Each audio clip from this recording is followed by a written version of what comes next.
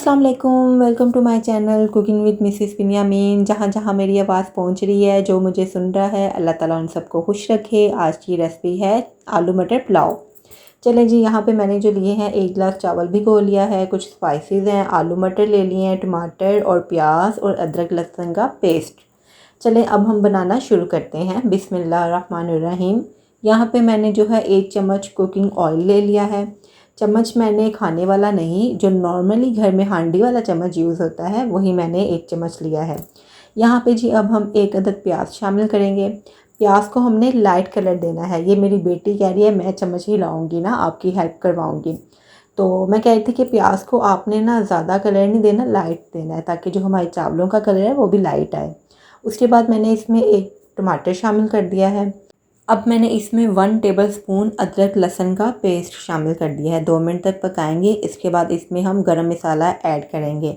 आपने बिल्कुल भी बाज़ार का बिरयानी मसाला नहीं यूज़ करना ना। पुलाव में हमेशा आपने ना, यहाँ पे बात गौर से सुनिएगा, पुलाव की मैं आपको एक टिप बताती हूँ जिससे जो फ्लेवर है बहुत अच्छा आता है। वो है कि बादियानी फूल, चावलों में आपने बादियानी फूल लाजमी डालने हैं। उससे पुलाव का टेस्ट जो है वो बहुत ही ज़बरदस्त आता है।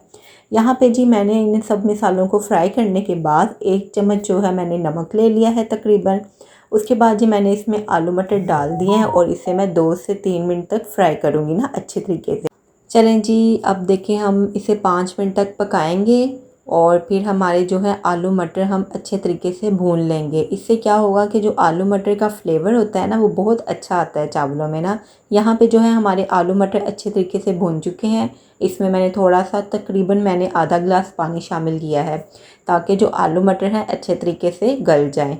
चूँकि आलू मैंने बड़े बड़े पीस में कट किए थे, इसलिए इन्हें गलने में थोड़ा टाइम लगता है। आप ऊपर ढक्कन दे के 5 मिनट के लिए कुक करें। यहाँ पे हमारे जो है आलू मटर अच्छे तरीके से गल चुके हैं। इसमें मैंने पिसी हुई मिर्चें बिल्कुल भी नहीं डाली, इसमें मैंने कुटी हुई मिर्चें थोड़ी सी शामिल की हैं। उसके बाद जी अब मैंने इसमें हल्दी शामिल की है ना। इसके बाद हम इन सब चीज़ों को अच्छे तरीके से मिक्स कर लेंगे। और फिर यहाँ पे मैंने 1 गिलास चावल भिगोए हुए थे, तो हम 2 गिलास पानी शामिल करेंगे। अगर आप 2 गिलास चावल भिगोते हैं तो आपने 3 गिलास पानी लेना है। हमेशा आपने 1 गिलास ऊपर पानी लेना है। और इसके बाद जी मैंने ये देखें यहाँ पे पानी शामिल कर दिया है। अब पानी को उबाल आ जाए, हम इसके उबाल आने का वेट करेंगे। यहाँ पे देखें जी उबाल आ चुका है पानी को। अब हम इसमें अपने जो हमने चावल भिगोए हुए थे वो शामिल कर देंगे। चावलों को आपने अच्छे तरीके से साफ़ कर देना है। रिज़्क को ज़ाया नहीं करना चाहिए, कोई भी दाना हमारा ज़ाया नहीं होना चाहिए ना। अल्लाह ताला सख्त नाराज़ होते हैं और जो रिज़्क में बेबरकती आती है। तो हमें अच्छे तरीके से चावल साफ़ कर लिए हैं और इसे हम अब ढक्कन दे के पकने के लिए रख देंगे। चलें जी दोस्तों, जब तक मेरे चावल यहाँ पे पक रहे हैं, आप मेरे चैनल को सब्सक्राइब, लाइक और शेयर कीजिएगा।